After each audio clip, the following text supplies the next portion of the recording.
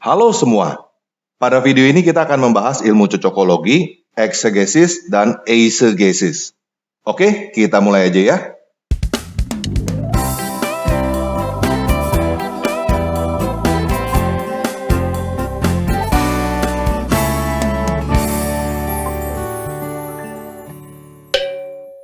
Nah, apakah kamu pernah melihat awan terlihat seperti sesuatu? Kalau kamu pernah, itu kamu sedang melakukan cocokologi. Kamu melihat sebuah informasi acak, lalu otak kamu mengelola informasi itu sehingga cocok menjadi sebuah pola, kesimpulan, formula, atau rumus.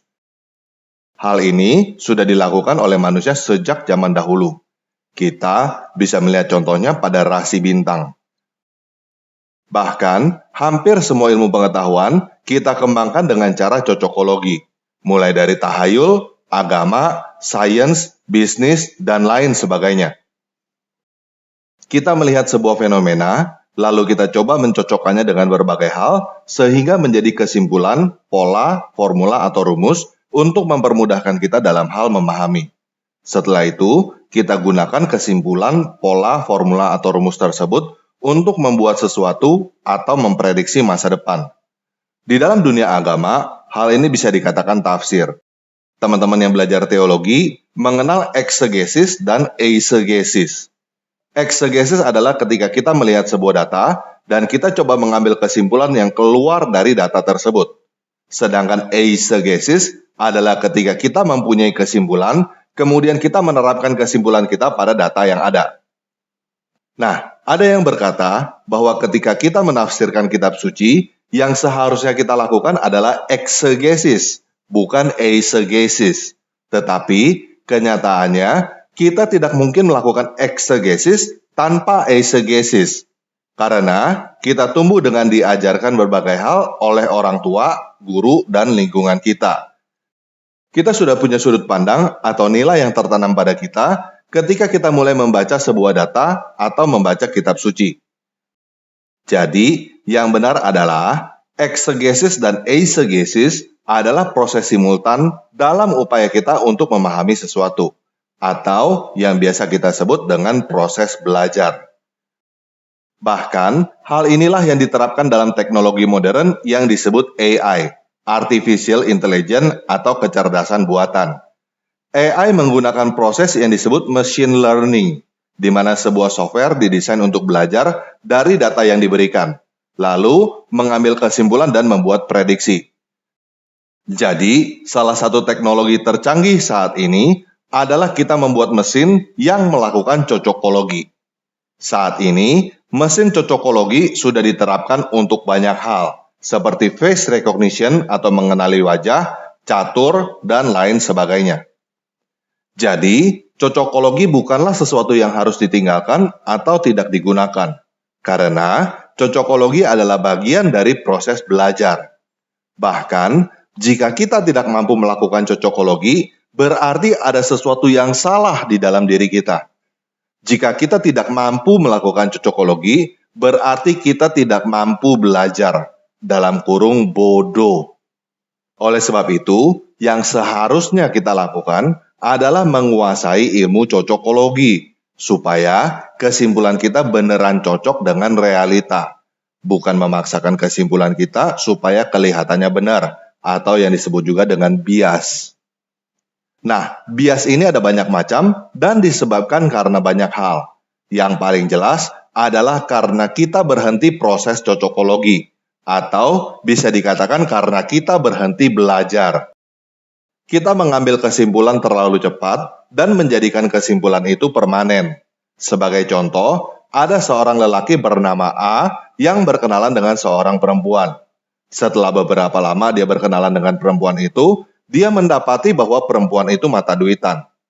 Kemudian, dia berkenalan lagi dengan perempuan lain, dan dia mendapati bahwa perempuan itu juga mata duitan. Hanya dari data dua perempuan yang dia temui, dia langsung mengambil kesimpulan bahwa semua perempuan mata duitan. Tetapi, hal ini masih wajar.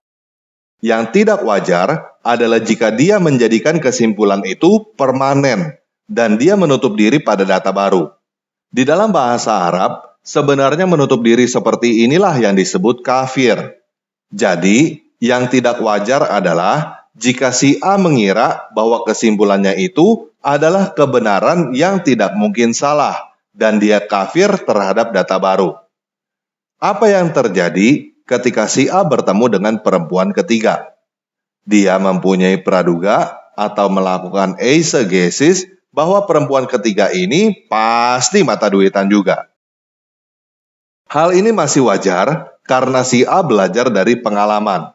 Yang tidak wajar adalah apabila ternyata perempuan ketiga ini tidak mata duitan, si A menolak informasi atau data baru ini. Dia tidak berpikir bahwa mungkin tidak semua perempuan mata duitan. Dia tetap kekeh pada kesimpulannya bahwa perempuan pasti mata duitan. Hal ini adalah bias yang kita sebut generalisasi.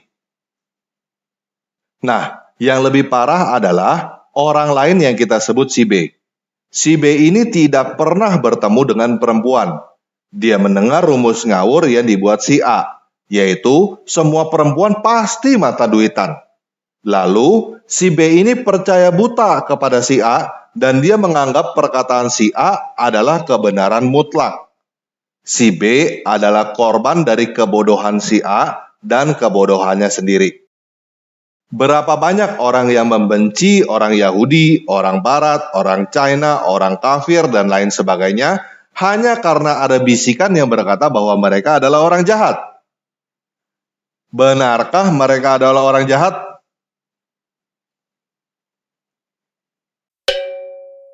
Jadi, proses kita belajar adalah seperti ini. Yang pertama, kita mendapatkan sebuah data awal, kemudian kita membuat kesimpulan, formula, atau rumus dari data awal itu. Hal ini disebut eksegesis. Setelah itu, kita melakukan eisegesis. Kita mendapatkan data baru, dan kita mencoba menerapkan rumus yang sudah kita buat.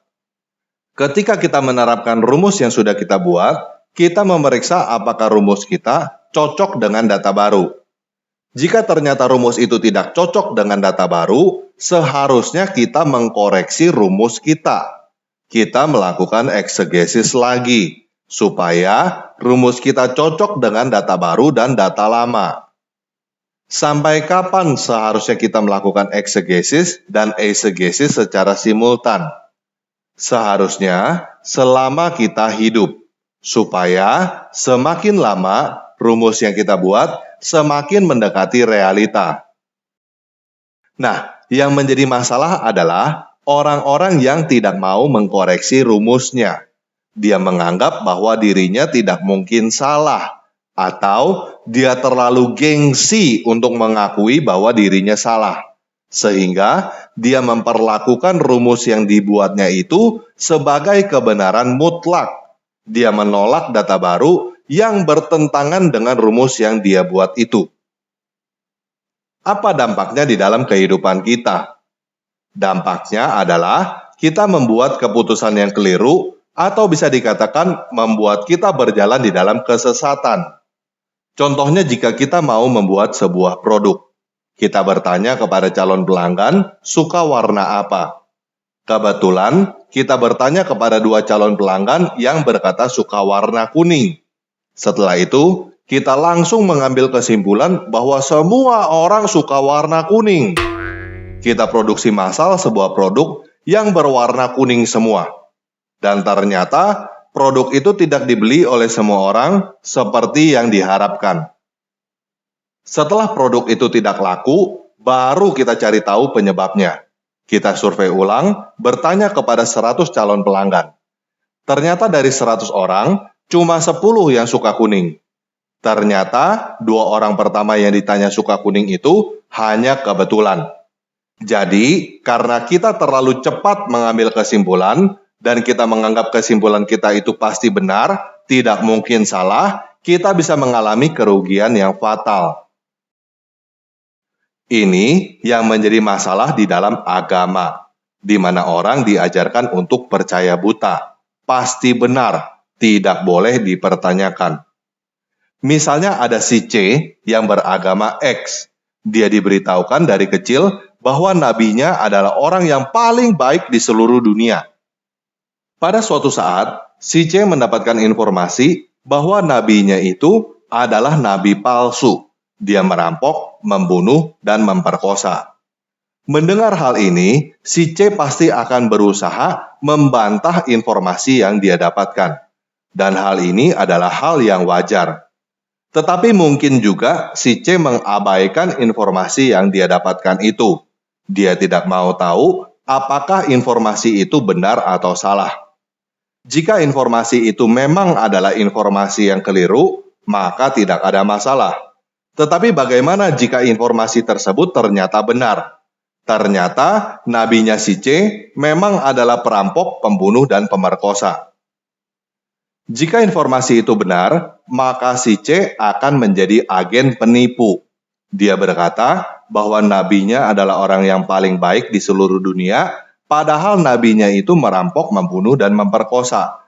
Dia telah menolong dan mendukung perampok, pembunuh, dan pemerkosa tanpa dia sadari. Bagaimana jika si C tidak mengabaikan informasi yang dia dapatkan? Dia mencari tahu dan dia mendapatkan bahwa nabinya itu memang merampok, membunuh, dan memperkosa, tetapi si C tidak mau mengkoreksi apa yang diberitahukan kepadanya. Dia tidak mau mengkoreksi bahwa nabinya ternyata bukan orang yang paling baik di seluruh dunia. Jika demikian, maka dia akan memaksakan keyakinan dia melawan kenyataan. Kemungkinan dia akan menganggap merampok, membunuh, dan memperkosa adalah hal yang baik. Karena nabinya melakukan hal-hal itu. Dan hasilnya, dia akan merampok, membunuh, dan memperkosa juga sambil mengira bahwa apa yang dia lakukan adalah perbuatan yang baik. Ini yang menjadi masalah. Dan kita bisa lihat realitanya, ada orang yang membunuh orang lain untuk menjalankan agamanya. Banyak orang yang dijajah dengan menggunakan agama. Nah, jadi apa yang seharusnya kita lakukan ketika keyakinan kita tidak cocok dengan kenyataan? Kita harus mengakui bahwa keyakinan kita itu salah. Memang tidak enak untuk mengakui bahwa kita itu salah. Tetapi, jika kita tidak mau mengakui bahwa kita salah, kita tidak akan dapat melihat apa itu kebenaran yang benar-benar benar. Kita terjebak pada kebenaran palsu yang kita sebut keyakinan atau kepercayaan buta. Nah, setelah kita mengakui kesalahan kita bisa mengubah rumus lama dengan rumus baru yang lebih tepat dengan kenyataan. Dalam hal agama, jika kita mau mengetahui kebenaran, maka kita harus siap untuk menerima kenyataan bahwa ternyata agama yang kita yakini itu salah. Artinya, kalau kita mau mengetahui kebenaran, kita harus siap murtad. Kalau kita tidak siap murtad, kita tidak siap menerima kenyataan bahwa apa yang kita yakini itu salah, maka apa yang akan kita lakukan adalah pembenaran. Kita akan membuat apa yang salah itu seakan-akan benar. Kita hanya menyenangkan ego kita sehingga seolah-olah kita benar. Padahal kita salah. Dalam kurung, menipu diri sendiri. Jadi pada video ini, saya mendorong teman-teman untuk melakukan cocokologi dengan benar. Jangan telan mentah-mentah apa kata orang lain. Jangan telan mentah-mentah hasil cocokologi orang lain. Lakukan eisegesis. Periksa apakah cocokologi orang lain itu memang cocok dengan fakta atau tidak. Entah kamu dapati hasilnya cocok atau tidak, jangan anggap itu adalah kebenaran absolut.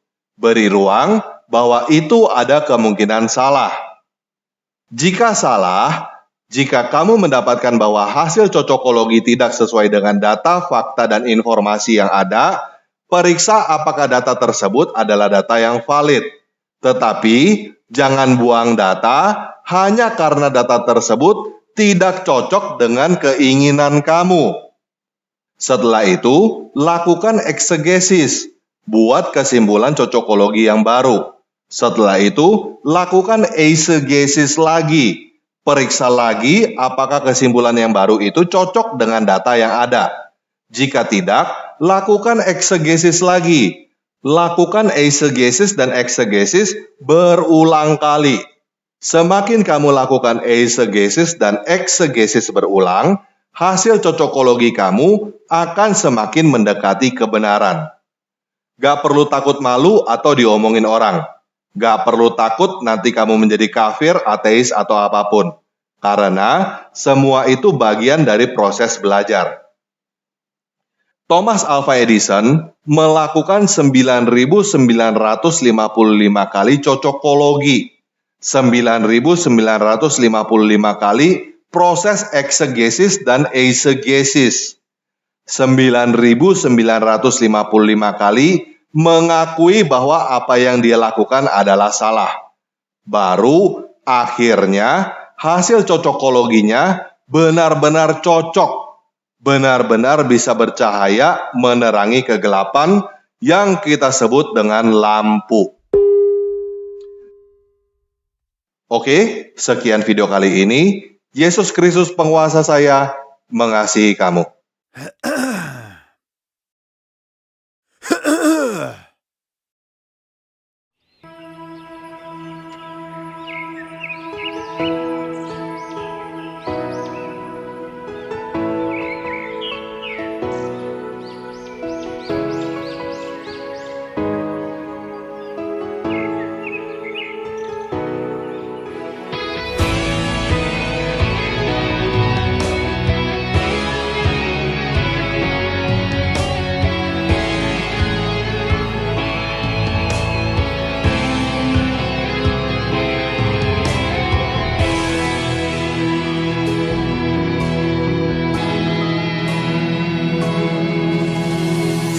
Fajar merekam, burung pun bernyanyi, bunga merebah, pohon pun menari.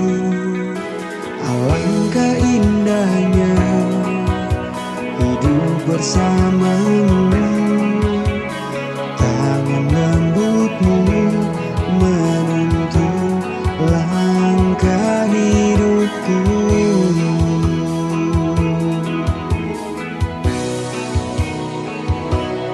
Tak dapat ku hidup tanpamu, biarkan ku dekat denganmu Tuhan, bertemu muka dengan muka, menikmatimu Tuhan, menikmatimu Tuhan.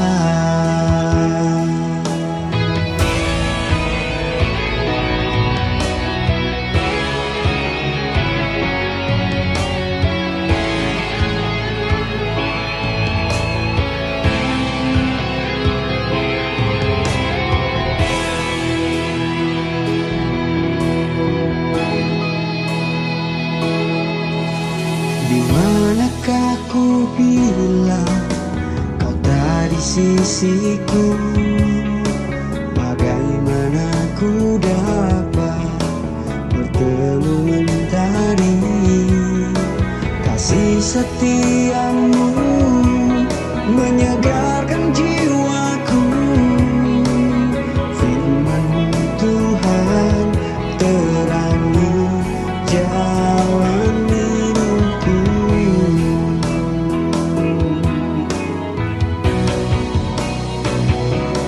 Tak dapat ku hidup tanpamu, biarkan ku dekat denganmu